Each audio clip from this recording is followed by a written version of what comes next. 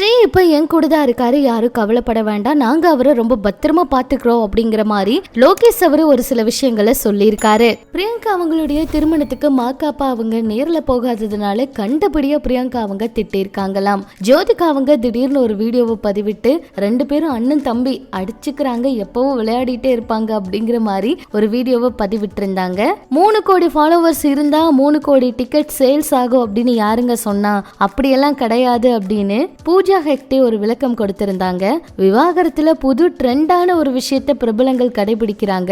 வாங்க என்னாச்சுங்கிறத இந்த வீடியோல பார்க்கலாம். லோகேஷ் கனகராஜ் அவர்கிட்ட ஸ்ரீ அவரை காப்பாத்துங்க அப்படிங்கிற மாதிரி நிறைய கோரிக்கையை நிறைய பேர் வச்சதை தொடர்ந்து அவருடைய சமூக வலைதள பக்கத்துல இருந்து இன்னைக்கு ஒரு பதிவை பதிவிச்சிருக்காரு. அதுல அவர் என்ன சொல்லியிருக்காருன்னா, ஸ்ரீராம் அவங்களுடைய குடும்பத்தினர் மற்றும் நண்பர்கள் கிட்ட இருந்து தான் இந்த அறிக்கையை வெளியிடுறோம். ஸ்ரீராம் அவர் சிகிச்சை எடுத்துக்கிட்டு தான் இருக்காரு. அவர் இப்ப ரொம்ப நல்லா இருக்காரு. சமூக வலைதளங்கள்ல இருந்து அவர் ஓய்வெடுத்து வராரு. அவருடைய நலம் விரும்பிகள், நண்பர்கள், ஊடகவியலாளர்கள் எல்லாருக்குமே இதை நாங்க தெரிவிச்சுக்கிறோம். அவரு இப்ப அவருடைய இந்த மீட்பு நல்வாழ்வுல கவனம் செலுத்திக்கிட்டு இருக்காரு. தனி உரிமை கண்டிப்பா தேவை. யாரும் தவறான விஷயங்களை பதிவிடாதீங்க.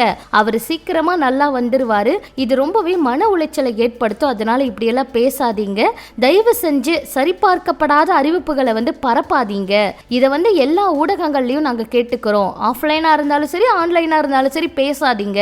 அதே போல இன்டர்வியூ கொடுத்த எல்லா விஷயங்களையுமே நாங்க ஆதரிக்கவே இல்லை. அது எல்லாத்தையுமே நாங்க மறுக்கிறோம். அது எதுவுமே நாங்க ஆதரிக்கல, அந்த கருத்தையும் ஆதரிக்கல. இந்த நேரத்துல உங்களோட அன்பு, ஆதரவும் புரிதலுக்கு ரொம்ப நன்றி அப்படிங்கிற மாதிரி பதிவிச்சிருக்காரு.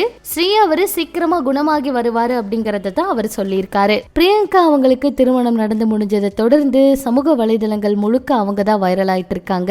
வசி அவர் கூட இவங்க திருமணம் பண்ணிக்கிட்டதும் இவங்களுடைய புகைப்படங்கள் நிறையவே சமூக வலைதளத்துல வைரல் ஆயிட்டு இருக்கு. அது மட்டும் இல்லாம நிறைய பேர் இவங்களை பத்தி பேசவும் ஆரம்பிச்சுட்டாங்க.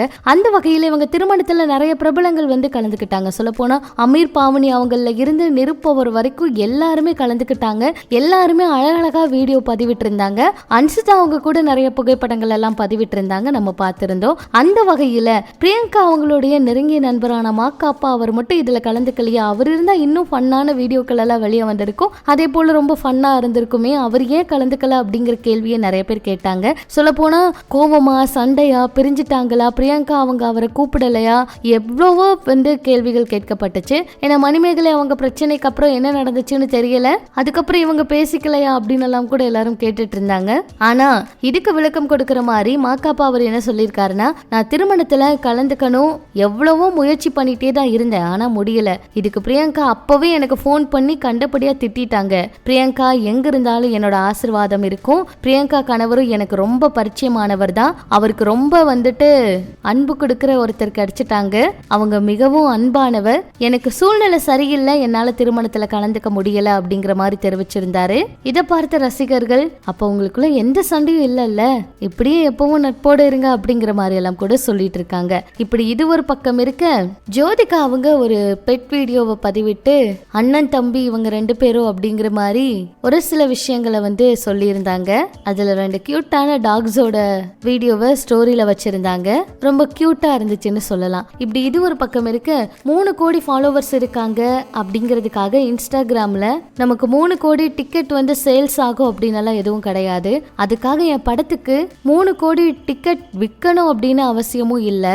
நிறைய பிரபலங்களுக்கு இன்ஸ்டாவில் 50 லட்சம் ஃபாலோவர்ஸ் இருப்பாங்க. அவங்க படங்களுக்கு அதிக கூட்டம் வரும். சமூக ஊடகங்கள் உண்மையான உலகம் இல்ல அப்படிங்கறத நம்ம எல்லாருமே புரிஞ்சுக்கணும் அப்படிங்கறத சொல்லியிருக்காங்க. அதே போல பிரபுதேவா அவங்களுடைய மனைவி சமீபத்துல ஒரு பேட்டி கொடுத்திருந்தாங்க. அந்த பேட்டியில என்ன சொல்லியிருக்காங்கன்னா, பிரபுதேவா அவரு விவாகரத்துக்கு அப்புறமும் என்ன நல்லா தான் பாத்துக்கிறாரு. அதாவது பசங்களுக்காக நாங்க பேசிக்கிறோம். அவர் எங்கேயுமே என்ன தப்பா பேசல, நான் எதுக்கு தப்பா பேசணும் அப்படிங்கிற மாதிரி சொல்லியிருப்பாங்க.